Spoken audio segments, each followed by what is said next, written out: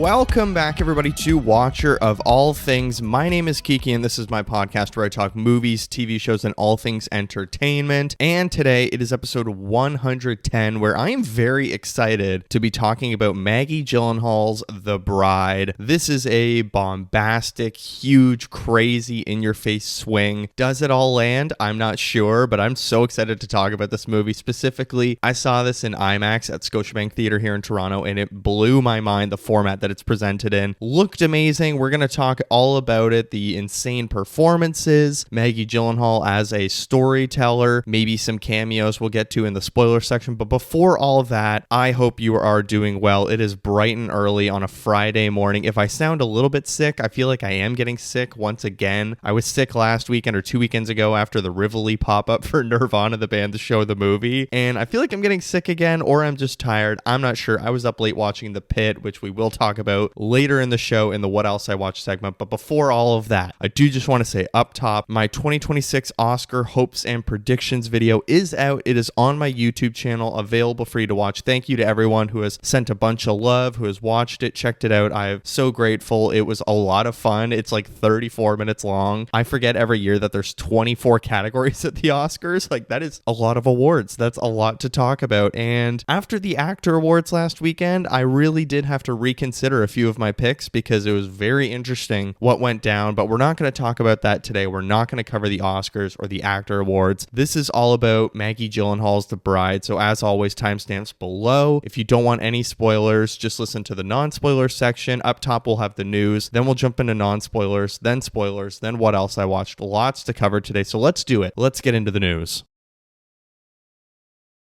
Our first piece of news, it has been widely reported that Connor Story, the star of Heated Rivalry, who has just been in absolutely everything I've seen recently because he's really having his moment, is rumored to star in Luca Guadagnino's Separate Rooms alongside Léa Seydoux. So Josh O'Connor was initially in this role at least, but he's actually stepped down and they've been looking for a replacement for a little while. Connor Story has stepped in. Really interesting. I did watch a little bit of his SNL episode last week, and I thought he was fantastic. A lot of really funny stuff. I didn't love how they had like the men's hockey team on, the U.S. men's hockey team on. It just felt like such a catering moment. Forced applause, all of this stuff. But his sketches were really, really funny. There was one specifically where he's, what is he, like a male stripper, but he's been in a car accident right before he went to this gig. So he's just like screaming in agony the whole time. He has cuts all over his body. It was fun to just kind of see him be let loose and go absolutely nuts. He seems like he has very silly, goofy energy, and I just really enjoyed how he embraced hosting. Didn't seem, stiff at all or hesitant. He was super committed to every single scene or every single sketch, and SNL actually has a really good lineup or a really good run going. This weekend they have Ryan Gosling and the Gorillaz hosting. I'm absolutely going to watch that. Even if I can't see it live, I'm definitely going to watch it on Sunday. Then next weekend or the weekend after, it's Harry Styles, who is doing both hosting and music performances. I'm really pumped for that because he is just a really, really funny musician dude. I mean, Ryan Gosling's going to be probably another generational episode. His last one gave us one of the best sketches of all time, Beavis and Butthead. I thought that was genuinely the hardest I have maybe laughed at live SNL in years. I could not contain my laughter when that was on. Just everybody breaking, Heidi not able to get it together, Mikey Day in the background just laughing his ass off with his ridiculous makeup, and Ryan Gosling's voice is essentially gone because he's been on this wild press tour. Really excited for that next weekend. I'm also seeing Project Hail Mary next weekend, which is really cool. It's actually going to be my first IMAX 70mm screening ever. I'm seeing it at the Cineplex Vaughan, which is one of the,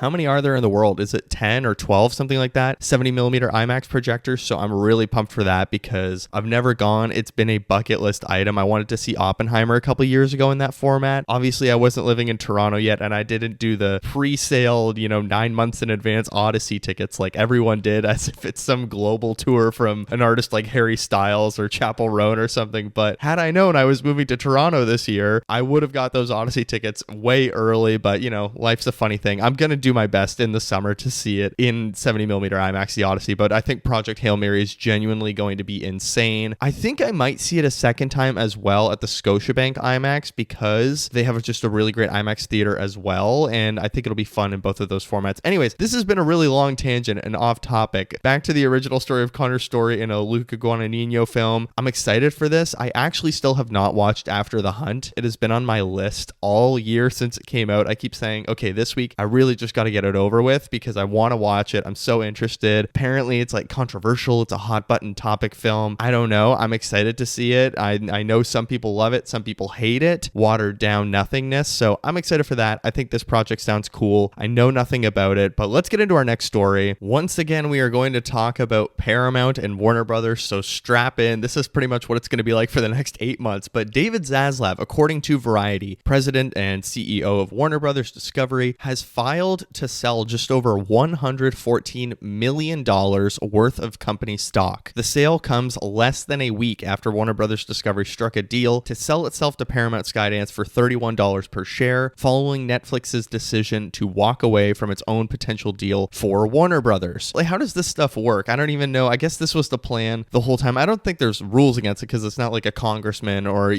some government person that's doing insider trading, although everybody does that in Congress. Let's be real. Even as a Canadian, I can assure you everybody has business dealings going on. But David Zaslav, definitely the entire deal was when Warner Brothers Discovery merged. I can't remember what year that was. Was it in like 2018, 2019, or was that 2020s?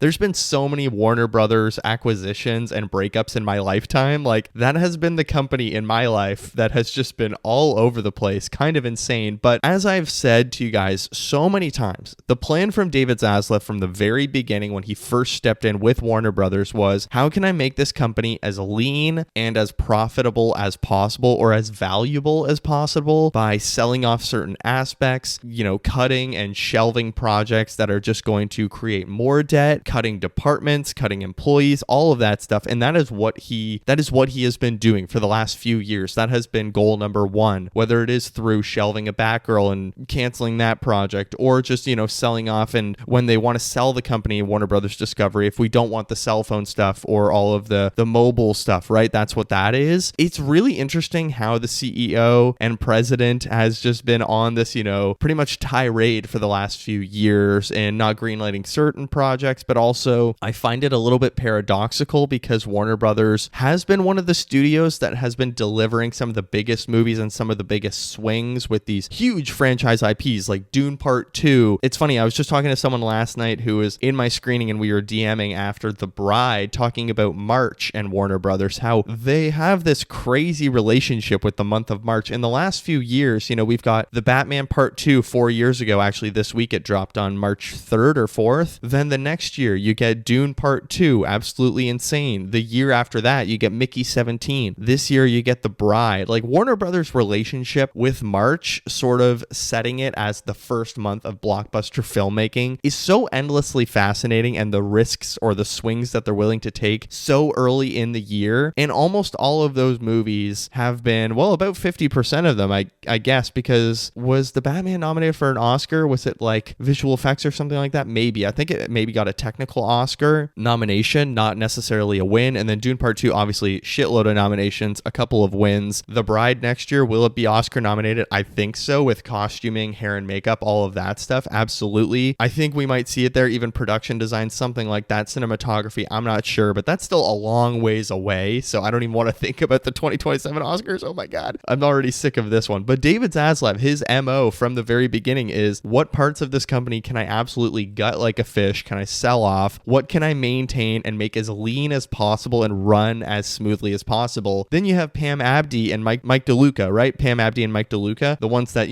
people have been praising in their acceptance speeches, whether it is PTA or Michael B. Jordan last week at the Actors Awards, made sure to highlight them at the very last moment. He saw them and he pointed right to them. And it's like, they are these creative producers that are letting these big auteur filmmakers take huge swings, whether it is a Bong Joon-ho, whether it is Matt Reeves, whether it is Maggie Gyllenhaal, Denis Villeneuve, PTA doing one battle after another. It's crazy how much risk there is from Pam Abdi and Mike DeLuca, that they're just willing to give these huge filmmakers whatever they really need or whatever they want. And it's so fun to see. And then you have David Zaslav at the top, where it's like, do you understand art? And he is just the business head, almost the bad cop at the top of it all, who's like, I need to gut this company like a fish. Now, speaking of HBO Max and Paramount Plus, they will be combined combined into one streaming platform under Paramount Warner Brothers. However, Paramount bosses stress that HBO as a brand will operate with independence. So here's a quote from them saying, "As we said, we do plan to put two services together, which today gives us a little over 200 million direct-to-consumer subscribers. We think that really positions us to compete with the leaders in the space, aka Netflix. At Paramount, by the middle of this year, we'll have completed the consolidation of our three services under one unified stack, and you can see us taking a similar approach to this platform going forward." So here are a couple little details that have come out from Variety. HBO and Paramount will be combined into one streaming service, 15 films per studio with 45-day theatrical windows for each film. I don't know if I believe that fully because Paramount last year barely put any movies out. I think they had, 9, maybe 10, something around there. Merged company will have approximately $79 billion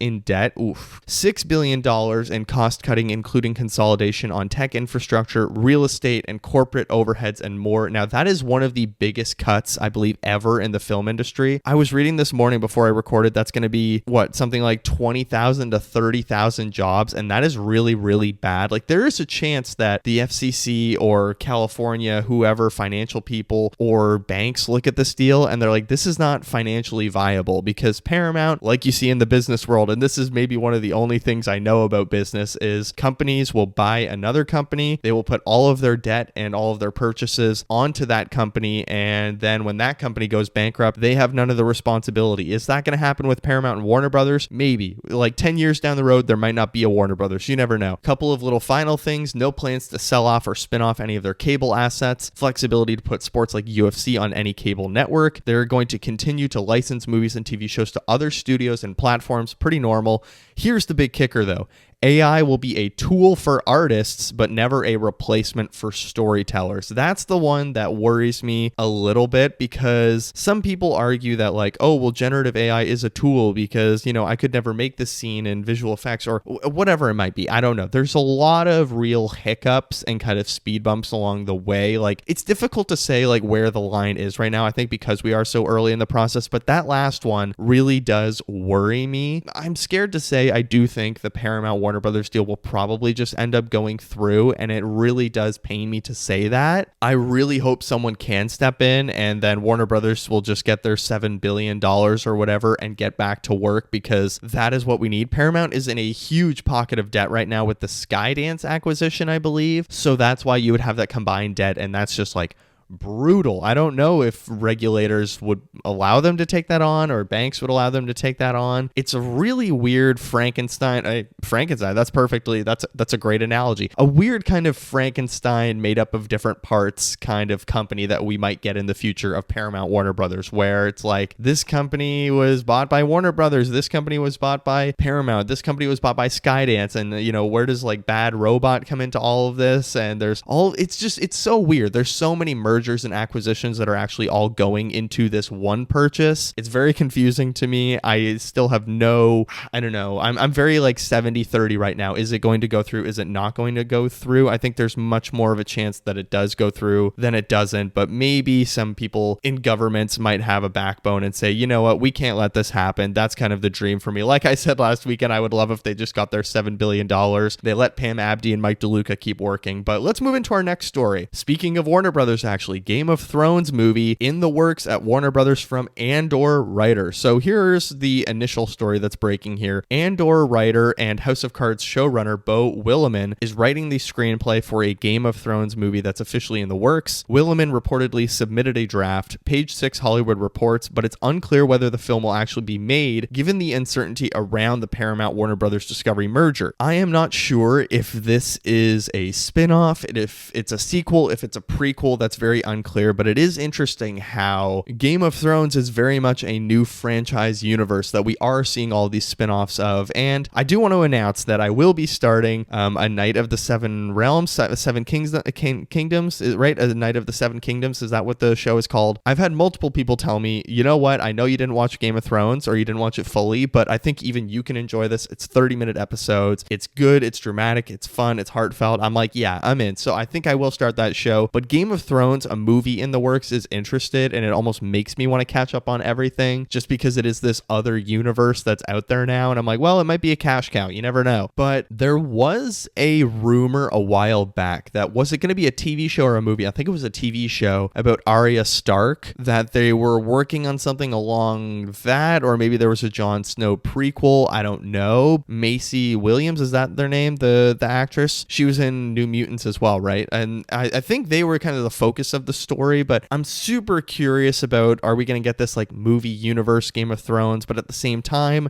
the killer phrase that they have in the end there, the uncertainty around this film because of the Paramount Warner Brothers Discovery merger, might be a roadblock for a lot of filmmakers, especially the big blockbuster ones. I'm not sure if they're going to spend all of this money on these huge stories. And at the same time, weirdly kind of paradoxical, I think smaller filmmakers are going to have a tough time with Warner Brothers Discovery because of how many hiccups there are along the way. And they're like, oh, it's not worth taking a risk on a new or a smaller filmmaker right now with what we have kind of in the works. I don't know. It's all sort of up in the air. But the final story I want to talk about today, we have a pretty much almost full White Lotus cast reveal, and I'm very excited to talk about this. So let's jump in. 19 hours ago, they announced that Sandra Bernhard, Vincent Cassel, which is a crazy cast, Dylan Ellis, Corentin Fila, Ari Grainer, and Nadia Terezawai is a very Polish name that I cannot pronounce, but that's the initial cast right now. We also have previously announced Helena Bonham Carter, which I love, Steve Coogan, I love, Caleb Jonty Edwards, Marissa Long, Alexander Lugwood, Chris Messina, great pick, and AJ McCulca. So it's really all coming together. I know Mike White is currently being aired on Survivor right now, but they are like pretty close to filming, I would say. It's been months since that, like almost a year since they filmed Survivor 50. Very exciting. The major standouts here for me are Vincent Cassel. That is so exciting. I love that announcement. I think Helena Bonham Carter, a lot of people, of course, are going to be excited about that. That's a great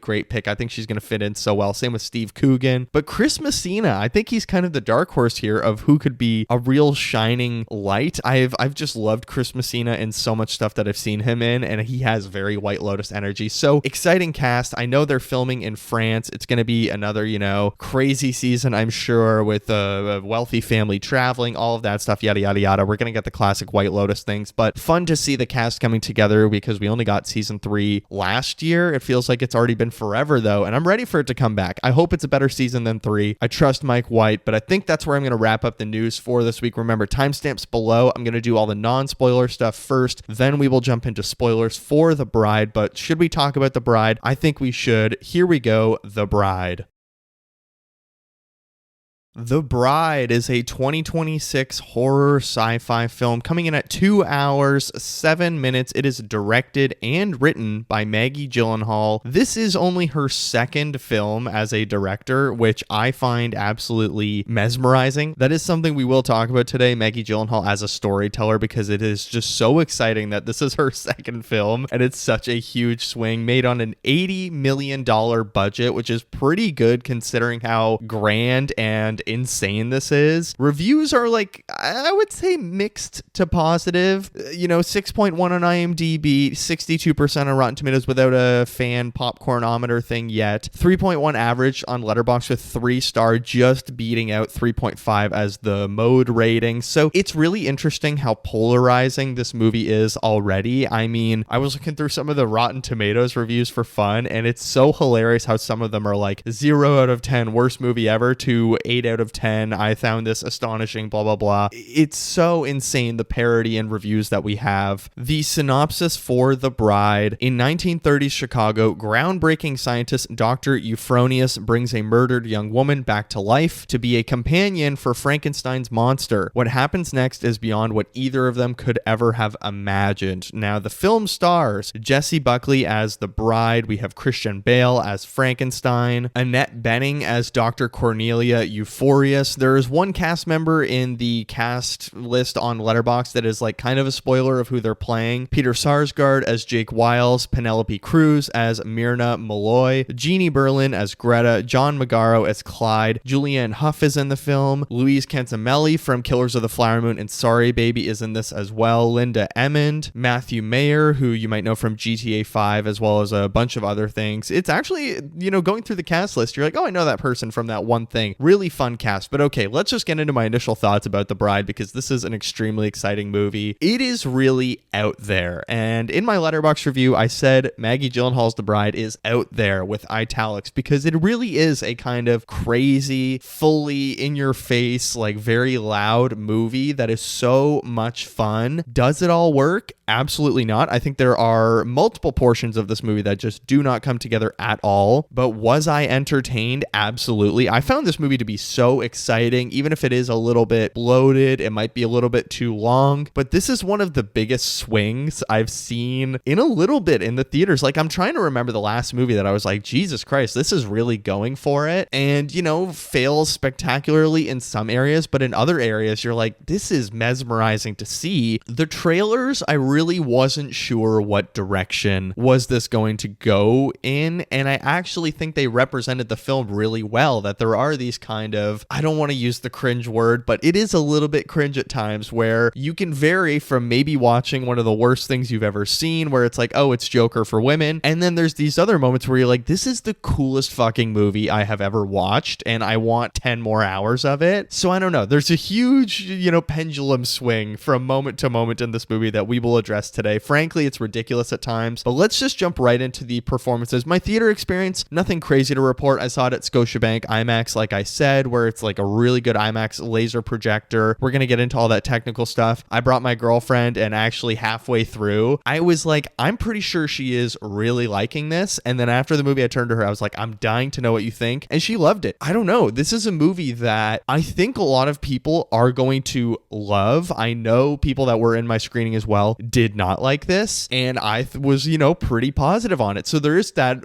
wide variety of ranges within every screening. And even a few rows ahead of me, I saw this couple that looked at each other after the movie, and one of them just shook their head and said that was awful. And it's fun to see that kind of variety of reactions within one screening. But anyways, okay, let's get to the performances. Jessie Buckley as the bride, or Mary Shelley / Ida. I thought she is really going for it, like a lot of this movie is. It's interesting to see how she is playing this role, and it's like a little bit almost caricaturish of Tourette's and tics that come with Tourette's, and it approaches moments where I'm like, this almost feels uncomfortable and inappropriate. But then there's other moments where she's just like extremely in your face, and it's chaotic, it's fun, it's messy, when we kind of get away from the Mary Shelley stuff that I really enjoyed, and I got a lot of fun from it. Mostly positives from me, but she sort of has like a dual personality thing going on in this film that I think is sort of shown in the trailers. And I loved when she was just Ida, the American girl that she died as, and then is brought back to life. But whenever she was Mary Shelley, those were the moments where I was cringing a little bit, like, oh, this is very edgelord, British, sort of in your face, just really blah, blah, blah. We'll get to all of that later, of my real issues with this film. Christian Bale as Frankenstein, I think he was like a surprising element of this movie for me. I thought, yeah, he's going to be solid, but I actually really enjoyed his performance. I think him and Jessie Buckley have amazing chemistry as the bride and Frankenstein's monster. They're fun. Every scene that they share on screen together is amazing. A lot of what they do is crazy because we are getting this Bonnie and Clyde type energy, but in a monster context, which I don't think the movie even delivers fully on. But like, they just worked so well together as a pairing, and Christian Bale, he's not making too much noise to detract from Jessie Buckley. I think it's kind of a perfectly measured supporting performance, which is fun. A lot of this movie is sort of hinging on his storyline as well, which I think really works and is fun, even if it is extremely derivative and we've totally seen it before. But I don't know, he just kind of lets Jessie Buckley shine and gives her this story arc. Now, I do have some muddled things about sort of the politics of this film or what it's trying to say, but the performances are definitely not bringing things down. And then the final person, I don't know, I'll talk about Annette Bening as Dr. Euphronius. I did not know she was in this film, and when she showed up, I was like delighted. I was like, oh, Annette Bening's in this. That's awesome. And I think she's fun. I think she has some of the material other than Jessie Buckley that's the most heavy-handed and just fully spoon-fed dialogue that I was like, oof, this is tough to deliver, but she kind of does her best with it, and I really enjoyed her performance. Then we have Peter Sarsgaard, who, if you don't know, is married to Maggie Gyllenhaal, so it's a bit of a nepo performance. There's one other in the movie. You can probably guess who. I don't know why I'm walking on eggshells around it. That Jake Gyllenhaal, yes, he has a cameo in this movie. Everybody has spoken about it. I'm not going to spoil it for you, don't worry. But Peter Sarsgaard as Jake Wiles, this detective, I didn't love. And then Penelope Penelope Cruz as Myrna Malloy, I thought was probably the second weakest part of the movie, or second weakest point of the movie. I don't love her performance. I don't love the material that she's given either, but she's kind of doing her best with it. But really good cast. Let's talk about the story though. I think there's a lot happening here. Like, this is a script that is pretty much busting at the seams. The stitches are coming undone, if I want to use a Frankenstein metaphor. There is so much that is thrown into this, and it doesn't tie together neatly, like I said, but like the aesthetic of the film itself, the script is messy, it's smeared, but it's fun to look at. The story is just fun to experience and go through, even if it's not the smoothest ride, and the directing alongside that is kind of insane. Like, Maggie Gyllenhaal, the fact that it's her second film ever, is she a genius? Is she a little bit crazy? Maybe. I sort of love her. I'm blown away by Maggie Gyllenhaal with this. I instantly want her to make another film like this. She is just absolutely swinging for the fences, and it's that big stakes filmmaking, blockbuster filmmaking that we love to see, and I feel like we don't actually get a lot of anymore. Even the biggest blockbusters are still very, they can be mind-blowing, but they can still be very much within an expected parameters, I want to say, versus this, so many elements do not land, and you can kind of disregard them and say, well, it's still kind of fun to witness and good to look at. And again, I want to drive home, this is her second film. Her previous film was The Lost Daughter. I have not seen it, but it's this drama with Olivia Colman, and I know people were a little bit mixed on that. I think it did get some award nomination / recognition, but like, this movie, it's crazy how confident, how self-assured, it just feels so measured, and like the director is experienced. Like, she knows what she wants out of this. It doesn't feel like some auteur rookie filmmaker coming out of film school throwing this together and beating you over the head with things. Instead, it already feels like a megalopolis, weirdly enough, where it's this experienced filmmaker that is just throwing all of their inspiration, all of their love on the screen. There's not a lot of flow from scene 1 to scene 2, and there's this random breakout moments where you're like, wait, what is going on right now? But then 5 minutes later, you're like, you know what? Clearly they wanted to do that, and I'm kind of here for it. And that's how I felt. This is a wild ride that I cannot predict in a million years how this is going to end up, but it's just so fun to see a director that's just kind of going for it. And I saw this in IMAX, like I've said, so it's IMAX Laser Ultra, not IMAX,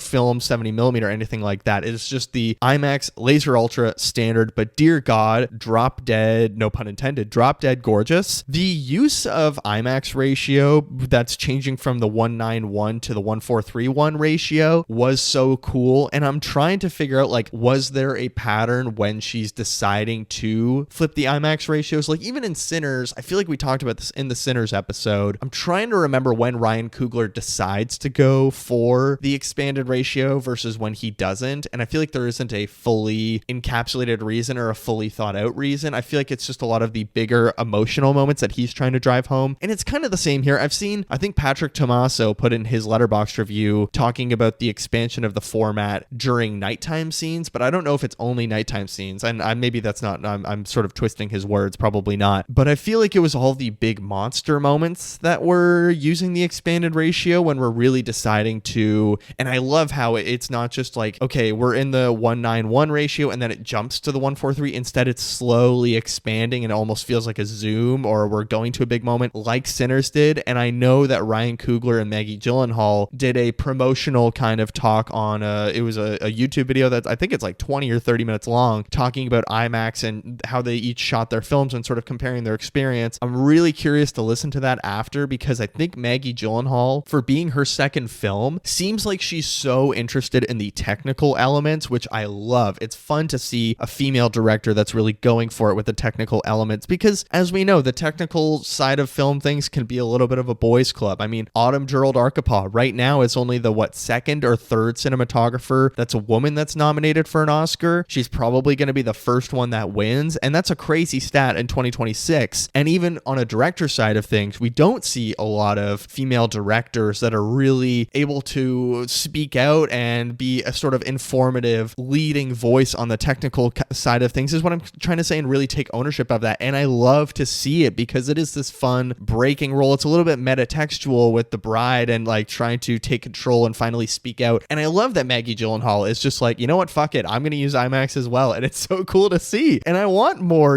no bombastic romance drama stories like this to employ this amazing technicality. And I mean, Gyllenhaal as a screenwriter, not just as a technical filmmaker, but I think there's a lot here, definitely too much. Her writing is a little bit weak for me, and I think it is a little bit inexperienced. Definitely, subtlety is not her forte, and that's okay. Probably the thing that you will hear regurgitated about this film, and I'm guilty of it as well over and over again, is that this film is very tonally messy. There's a lot of scenes that feel like they're coming from a completely different genre film, whether it is a musical, a drama, an action, a romance. Like, all of this movie is just thrown together like Frankenstein himself. It's all of these different parts that feel like they're coming from different films. And I've seen the comparison, and I'm going to make it myself as well, that this is basically Joker, and specifically Joker Folie à Deux, except I think this is way more fun and executed in a way smoother fashion. Like, I really loved how all over the place this was, and that you don't know what to expect scene to scene. Is there going to be a dance number, a car chase sequence, a really tense, nightclub sequence where someone is getting groped and we get this violent outburst after?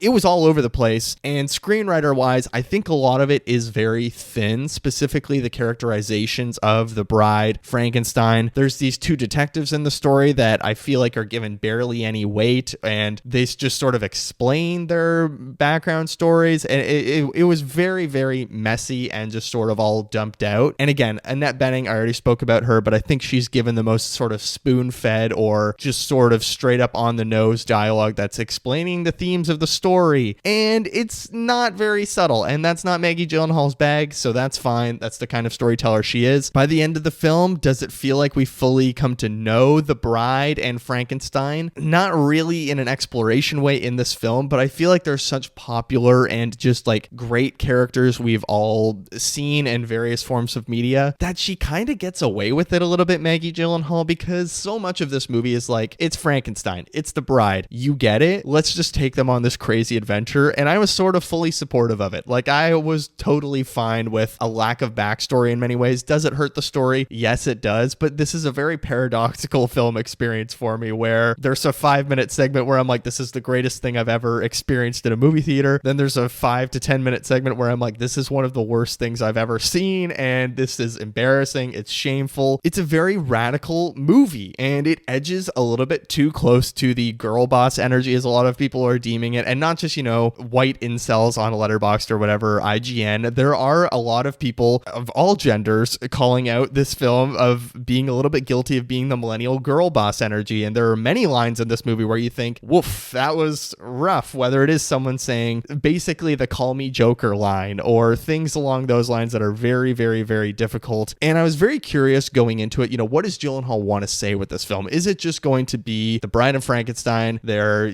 Bonnie and Clyde. It's a crime love story. What is she specifically trying to pull from these classic texts? I haven't read Mary Shelley's Frankenstein in probably, oh my God, is that 7 years now? Like my first year of university. Oof, that's embarrassing. I'm getting old. But so much of this movie, I think, is really about a woman finding herself and trying to remember what she was like kind of before marriage, and that like marriage is almost a rebirth, and you lose your identity with marriage and you sort of become this person's monster or their pet. Also, it's of course touching on gendered violence and women who are finally speaking out, or specifically one woman who's finally speaking out for all of these other women who have been attacked, violated, murdered, raped, abused over the years. And of course, the bride is a representation of that. And not to spoil anything, but there is a scene where specifically the words "Me Too" are called out continuously. It's almost fourth wall breaking, and it's very clear. I don't think it's handled in the smoothest way possible, but it is one of the major themes of the film. Also, there's a mob sort of subplot that all of these women they're attacking, they have their tongues cut out. So again, taking away the voices of women. I think that's done in a very smooth and smart way that I enjoyed that storyline. I thought, yes, that is a great metaphor and a great actual physical manifestation. On top of all of that, there are these really fun sort of, different storylines that we're going through that, yes, we've seen in Joker before, but like art bringing comfort and calmness, parasocial relationships with celebrities. And then of course, it's the story of Frankenstein as well. Lonely man willing to do whatever just to fix themselves. And it's just a story about a lonely guy at the end of the day, as on top of the bride, who is the sort of hero of gendered violence and sort of a radical rebellion against all these things. But let's talk about the Joker element, because at first first, when I read some of the initial press reviews, and I really did try to go into this film ignoring a lot of the ratings or reviews out there because I wanted to really just experience it firsthand. I don't always do that because I do have like my favorite people on Letterboxd that I like to read their reviews when they see a film, like Project Hail Mary, all that stuff. I've already read all their reviews. There are certain films where I'm like, okay, I'm going to go in not blind, and that's fine. I want to know what the critical consensus is, kind of, to get an idea, see if I differ or go along with that. But The Bride, I made a certain mission to go into it sort of blind, and I didn't realize a lot of people are comparing this to Joker. So when I went in, I was like, wow, the cinematography is gorgeous in this film. It reminds me of Joker 1 and 2, which I don't love those movies, but they are gorgeous to look at. Immediately, I get out of the movie, I look at the Letterboxd crew list, cinematographer, same as Joker. I'm like, oh my God, that's crazy. What a fun coincidence. Lawrence Sher working on Joker, Joker Folie à Deux, the Hangover movies, War Dogs, and then Maggie Gyllenhaal's The Bride. Fun little coincidence that's a connection. Also, the music for the film, done by Hildur Guðnadóttir, who also composed the Joker soundtracks. Oh, okay, that's two interesting connections there. But then also watching the film, there are so many moments where you're like, oh my God, it is literally doing Joker. There's a few other elements. I'm going to bite my tongue, no pun intended, I guess, with this movie, but I don't want to dive into them fully. But yes, I think the people that are making a comparison, it's not like Crime 101 where it's like, yes, it's obviously like Heat. It's an inspiration. But this movie, it's a really weird sort of derivative element of Joker that I'm like, Maggie Gyllenhaal, I'm so curious why you chose to include these things when we just did this in Joker Folie à Deux last year and Joker 1 in 2019, right? I love that we do have this kind of,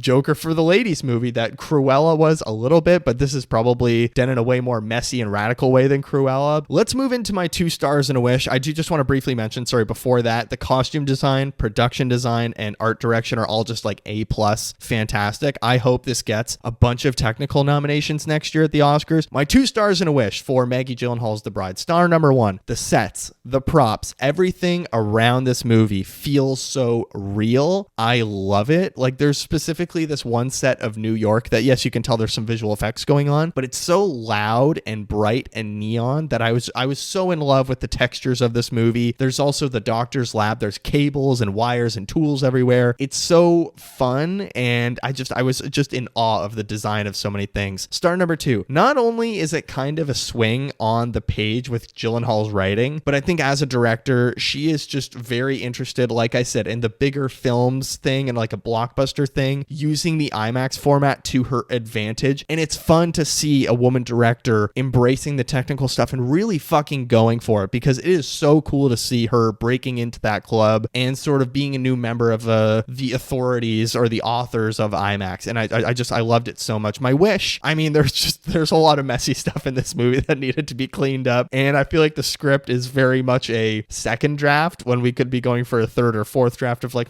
do I really need this detective subplot? I don't know. But look, overall, I think this is what filmmaking is about. It's March and we already have this audacious swing. You know what? And it's the second big swing from a female director this year, with Nia DaCosta back in January on 28 Years Later, The Bone Temple. I absolutely love that movie, and it's fun that we have 2 female-led films that have just been absolutely giant, dramatic genre swings already in March. It's fun to see. It makes me optimistic about the future of filmmaking, because last year, I believe there was a 5% sort of downtrend in female filmmakers, and that's worrying. I don't want those numbers to be going down. This is fun to see just everybody taking part in IMAX or these big genre films and getting all these different perspectives and stories that we can share. The Bride is a very good addition to these weird big IMAX swings that we are getting. I had so much fun with this, as messy as it was. I gave The Bride 3 out of 5 stars. I think it's like pretty down the middle, where I don't know, there's a lot more positives than negatives, but there is so much about this movie that I'm like, that doesn't work, but you did this other stuff, so I love it. That's going to be The Bride non-spoilers. Let's get into spoilers.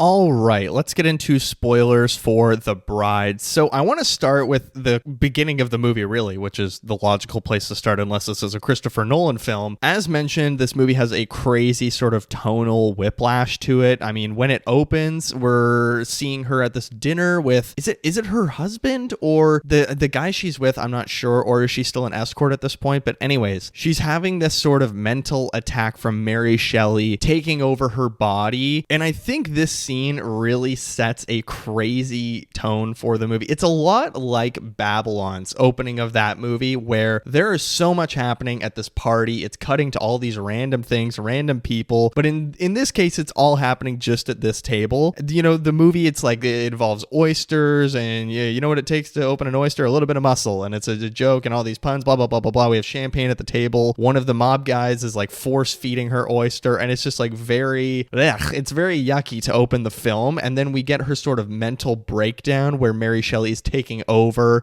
It was a very hard first scene to get through because you're adjusting to, oh god, this is like simultaneously very interesting and there's a lot to admire, but there's so much I hate about the scene, specifically all of the Mary Shelley stuff where she's sort of doing this like side smile thing and like, hey guys, very uncomfortable to watch and almost edging, you know, towards the cringe territory, not to use the C word. But I think it's actually a really good litmus test for if you can make it through the rest of the movie. Am I using that right? Litmus test? Is that what that is? But it's a good test for the rest of the movie. Like, if you're able to survive that very first scene where it's just like all over the place, Mary Shelley doing these maniacal laughs, coughing, Jessie Buckley at the table smoking a cigarette, hanging back, and then there's all this, you know, groping and oysters, champagne, people yelling, she's having this almost werewolf attack inside of her. Crazy thing to open the film with, but I feel like it really did describe the entire experience of this movie very well. And I think it made me say in my head, oh boy, this is going to be very interesting and we're in for a fun ride, and it sells it immediately. I wouldn't be shocked if people did, you know, maybe walk out in the first 5 minutes of like, okay, this is the make or break point. But let's move on to another point where I do want to talk about Frankenstein and his love of cinema and movies. So was he actually in those movies? I think so. He was in one of those movies with what's his name, Ronnie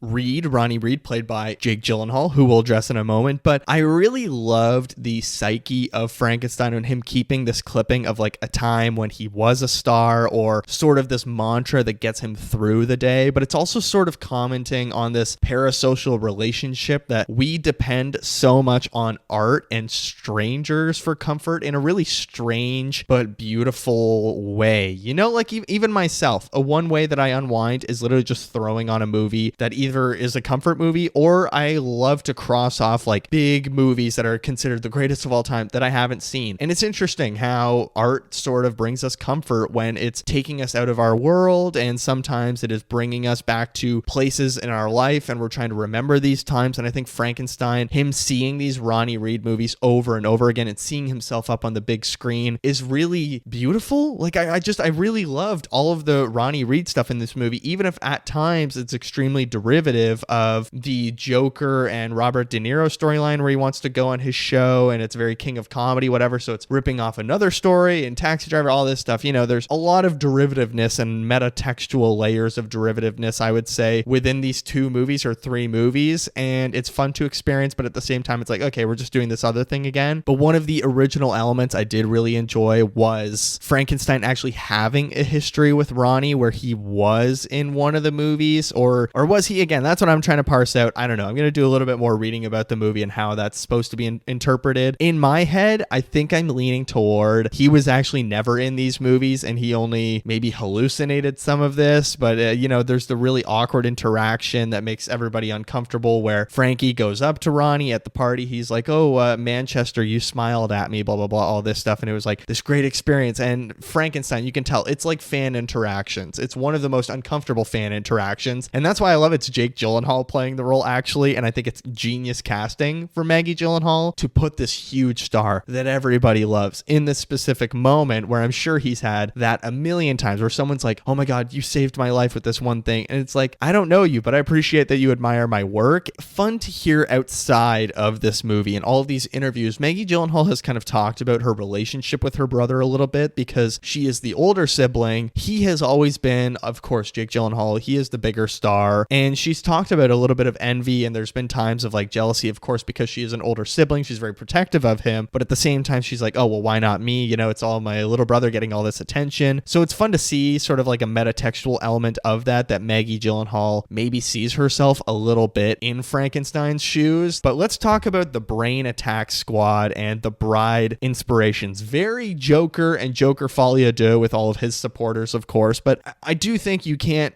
address this kind of thing of like cult heroes or sort of vigilante heroes, although I wouldn't say they're vigilantes in this film because they're maybe I don't know, maybe the bride is a vigilante because of her experience with violence and abuse in the past and her life that she had before she had died. Maybe she is a vigilante. I think she is. So the brain attack squad, to get back to them, sorry, I feel like I am getting a little bit sick, so my brain's a little bit all over the place once again, like a couple weeks ago, but it's interesting to see the brain attack girls and how that storyline's actually wrapped up at the end of the film. That, you know, we have all these women that they look like very average people and they're all dressing up in the dark lingerie over their heads or whatever, the fishnet stockings, going out causing terror. The scene was simultaneously like, oh, we're just doing Joker again, but at the same time I'm like, it's fun in this storyline because the bride of course would have these supporters. And what I'm trying to say is also, I don't think you can do a story in 2026. I know it's about the 1930s, but I don't think in 2026 you could do a story about this kind of public figure celebrity that's controversial and is causing news. And of course she's addressing the mob. There's plenty of mob mentality in this that are like, oh, we have to get the beasts. But I don't think you can neglect the supporters club that these kind of people have. There's plenty of people in cancel culture who are the counter cancel culture, or that cheer for the vigilantes or the people that have been expelled rightfully. You know what I'm trying to say? Like, I don't think you can ignore the fact that of course the Bride and Frankenstein would have these supporters, and specifically the bride is what I'm trying to get at. But I want to talk about the next moment, which is the bride when she's attacked in the club, and you know, she's attacked by club dancers who I think are sort of talking about the mob at one point, if I'm remembering correctly. And then there's a second time in this film when the bride is attacked and it's by a police officer, and she's sexually assaulted by him. It's interesting how Maggie Gyllenhaal frames violence against women and sort of frames it in a way that women can't fight for themselves in a physical manner, that they need men to step in a physical way, and that like women's words aren't enough. And I did find it a little bit paradoxical in this film that is about, you know, a woman who is brought back to life and she has a history with violence and abuse against women, and she is involved in this mob world where women are abused. If they speak out as moles, their tongues are cut out and they're murdered. And then we have the bride, who is meant to represent a woman finally able to take agency and speak out and be a hero for this community and be a hero for all women. Like, you know, specifically the dance scene or the sort of ballroom scene where she has all of the voices and she's remembering all of the information and people that she was a mole for previously that she had told the police about who were abused. And she's having this like overwhelming spiritual awakening where she's naming all of these violent acts and all the women that were murdered. But then every time she's attacked, whether it's in the nightclub or the police officer sexually assaulting her, it's Frankenstein that saves her in the end. And I think I do have that right, because when the cop attacks her, she doesn't bite his tongue immediately. It's Frankenstein shoots the police officer, he goes down, and then she bites his tongue out. So it's this weird sort of, not hypocritical, but I think it is a little bit paradoxical that this story is about a woman who is finally able to take on that voice, finally be this rebellious person, but she can only do it with the help of her partner, who is a man. So I don't know what that's trying to say there. It's a little bit muddied in the politics, or a little bit muddy in its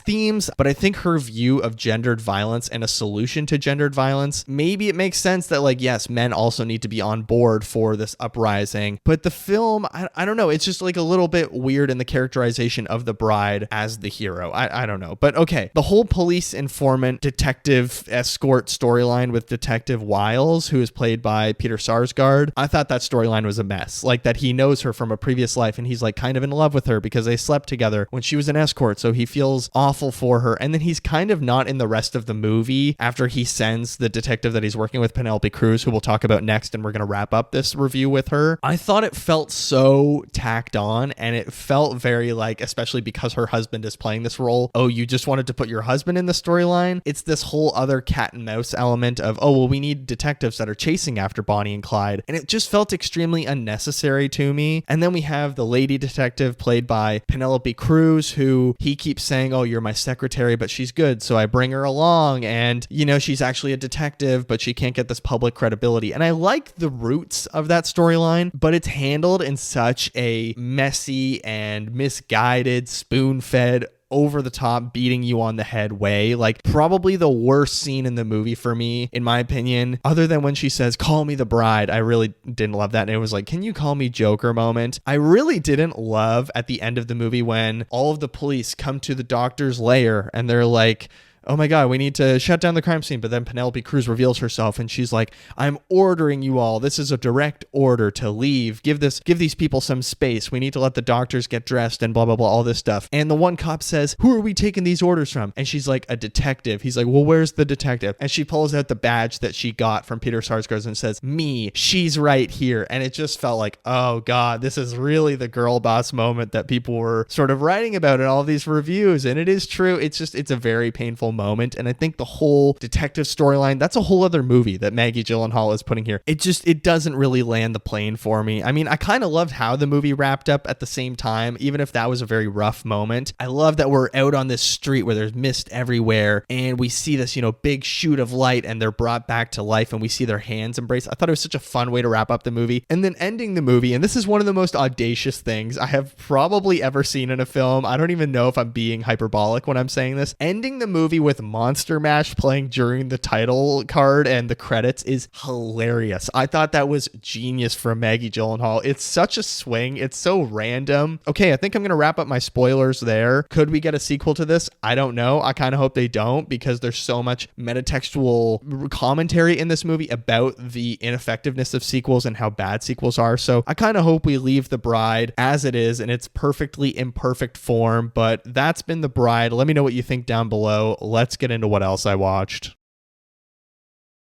Alrighty, what else I watched? I have a lot of short films to talk about. In fact, I only have one feature film to speak about because I've just been catching up on a lot of the Oscar short film nominees. And then for TV shows, I have 4 things to talk about. Let's start with Nirvana, the band, the show, the movie, season 1, episodes 7 and 8. We have The Buffet and The Bank. The Buffet episode, this whole Dinner with Andre parody that Matt and Jay are doing is hilarious. And they're doing it at the Mandarin. I thought it was just a genius episode. I was dying of laughter multiple times. But then they finished season 1 with one of the craziest episodes of television I've ever seen, The Bank, where they 3D print a gun at the Toronto Public Library. And then there's this whole bank heist thing. It's definitely the most expensive looking episode. But I also started a new season of Survivor with my girlfriend this week, Survivor South Pacific. We've decided we're going to keep watching through all of the seasons that were kind of prerequisites, I guess you could say, or pre-readings for Survivor 50. So we're on South Pacific right now where Ozzy and Coach came back. We watched the first 4 episodes. I don't know, a really weird season where it just feels extremely kind of dated and none of the characters are super interesting outside of John Cochran. But speaking of Survivor, let's talk about Survivor 50, episode 2, titled Therapy Council. If you don't want spoilers for the episode, skip ahead like 2 or 3 minutes because I thought this was a fantastic episode and I want to talk about it. The fact that we open the episode essentially with Christian sharding his pants, hilarious. Had me in stitches, maybe the once in a lifetime. Well, I mean, people have pooped their pants on Survivor, but not like this where they're almost showing it. Hilarious, hilarious, hilarious. And I think Christian Hubicki is one of the only people on television who could poop their pants at the start of a television episode. And by the end, no one cares because we're still laughing with him and we're just dying. We're cheering for him. I think this season is brilliant so far. And it just reminds everybody how good classic or reunion players can be when they come back because they have this hunger for the game. But I did correctly predict that Savannah would, going home this week. On my social media, every Wednesday, I'm doing a before and after video where I'm going to predict before the episode starts who I think is going home, and then after I record a little bit. And I predicted Savannah this week. I just thought she was in a very tricky spot. I am loving Survivor 50. Let's talk about The Pitt, season 2, episode 9. Woof. Some tears were shed last night. That was a fantastic episode with Langdon helping Mel's sister, and then Mel's sister as well is like, "Oh, you're Dr. Robbie. Mel talks about you all the time." I really loved Mel's sister actually coming into the hospital, and it's this like other element that's distracting her from her deposition, which is already this big thing. Mohan talking about her mom, and she had this regular elder patient that was coming in because he's lonely. Also her relationship that she's again struggling to find that work-life balance, I thought was really gorgeous. I think The Pitt season 2, it's fantastic. It's off the charts, no pun intended, medical charts, really great. And is Dr. Robbie coming back? I don't know. I think he's intending to go on this trip and never come back. Like the fact that he basically gave Whitaker his apartment when he said like, oh, if I don't come back, you got a free bachelor pad. I was like, wait, what the fuck? What an odd thing to say. But yeah, that is all the TV shows I watched this week. Let's get into some short films and one feature film. The first short film I watched is an Israeli short film that's talking about Israeli Arabs who are sort of racially targeted in their workplaces because they're accused of ripping down hostage posters. Look, it's called The Butcher's Stain,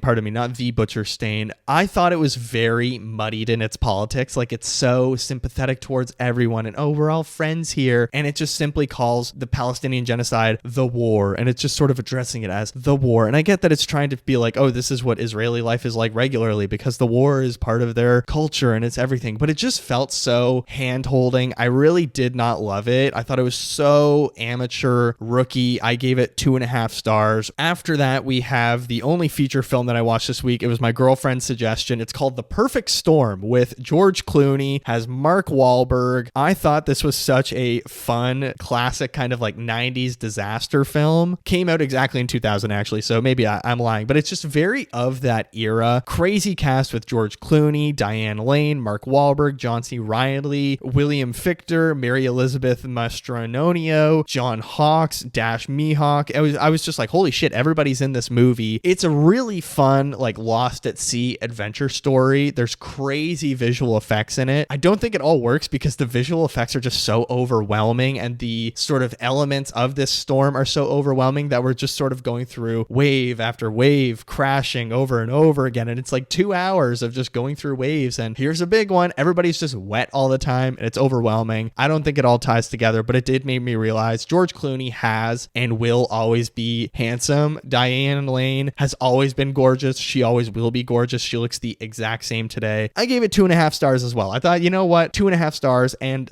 maybe I'll give it a heart after. I enjoyed it, but I think it's like very kind of sloppily thrown together. It's very messy. Then I have 3 of the animated short films that I was catching up on because I didn't realize they're all on YouTube, starting with Retirement Plan. Actually, The New Yorker has posted a few of them. If you want to watch the shorts for this year's Oscar, you can. They're all on YouTube available. Go check them out there. So Retirement Plan. I really, really love this. I thought it was so gorgeously put together. It's quirky. It's done in the New Yorker art style as well, which is really cool. Kind of the thick lineage and like minimal use of colors a little bit. Cool sort of meditation on all of these things we want to do in life. And then in retirement, how you kind of revert back to being a kid again almost. And there's all these things that you're doing for the first time. You have this kind of adolescent feeling. And then it's this beautiful sort of farewell to life. I enjoyed it a lot. Gave it 4.5 stars. Then we have Butterfly, which is about a Northern African Jew who I think it would be Algeria because it's French colonization kind of going on. It's about his life story and how he's having these flashbacks while he's swimming in a sea. It involves World War II, North African colonialism, and the treatment of a black swimmer who is Jewish and how they are expelled during World War II, even though they're an Olympic swimmer and they lose a wife and child. Really gorgeous story. I gave it 4 stars. I loved the animation in it as well. It's one of those stories where you're watching and you're like, holy dear God, this must have taken hours and hours, years and years. I was mesmerized. But the final thing I watched this week was Forever Green. It's a little bit sort of claymation, stop motion feeling. I feel like it's stop motion, but it's about this bear who befriends a tree. And I think it's kind of talking about parenting and parents' relationships with their children, how they want to do the best for them and they have all these like healthy options or something like that. But then there's all this junk that can take them away, tear them apart, how it can tear families apart. I don't fully know what the analogy is in the story, but I did really, really love the animation. Again, story not great, animation really gorgeous. I thought it was maybe the weaker of the animated short film nominees that I've watched. I gave it 3 stars. My plan is I did find a link online that I will not share because it is, maybe not legal. I don't know, with a bunch of the Oscar nominees, specifically all the leftover documentaries, short films, and short documentaries that I haven't seen yet that I'm going to hammer out before the Oscars next weekend. Holy shit, it's 1 week away. So I'll have all that stuff to talk about next weekend. Very exciting. Also, we have Undertone next week. I'm going to try and go see Hoppers. There's a couple other movies I'm trying to catch up on, but for now, that has been what else I watched. And in fact, I think that's going to do it for episode 110, The Bride, a very fun, messy, bombastic movie that I would totally watch again. I mean, especially in IMAX, this is an experience I would love to have once again. As always, please rate and review the show 5 stars wherever you get your great podcasts like Watcher of All Things, whether it is Spotify, Apple Podcasts, Amazon Music, or Acast. We are, of course, an Acast produced show. On Spotify, you can actually comment right underneath the episode. Let me know what you thought of The Bride. What Oscar nominees are you catching up on? What shows are you watching right now? If you're a Survivor fan, who's your winner pick? Who's your next boot? All of that good stuff down below. Also, if you're on the YouTube channel, like, subscribe. We're very close to 800 subscribers. Comment down below as well. What'd you think of Jessie Buckley's performance in this? What do you think of a sort of polarizing mixed movie coming out while she's about to win Best Actress probably next week? While you're checking out this podcast episode, go check out my Oscar video. Like I said, Oscar Hopes and Predictions 2026 is on my YouTube channel right now. If you want to get in touch with the show, you can email me, watcherofallthings@gmail.com, and find me on social media. Instagram and Threads are just at Watcher of All Things. TikTok is at watcher.of.all.things. I post on social media every single day. Lots of different videos coming out on there. So lots of fun to be had there at the links you can find below in the description under this episode, alongside my personal Letterboxd account. That's KikiJ70, KIKIJ70. Follow me on there. Drop a comment under one of my reviews that you found me through the show. I will follow you back. Let's build a little community. Next week, I am very excited to talk about A24's Undertone. It's actually my first ever press screening that I'm going to. I got invited to it. I get to bring my girlfriend. It's going to be a good time. I'm seeing it on Monday, the day this episode comes out. That will be next week. For now, thank you all so much for listening. Thank you for all the love I get from you guys every single week. It's so much fun hearing from you guys. I hope you're enjoying the Oscar season. You're surviving the award season. It's nearly over. We have one more week. Thank you all for listening. Take care of yourselves, and I will see you in the next one.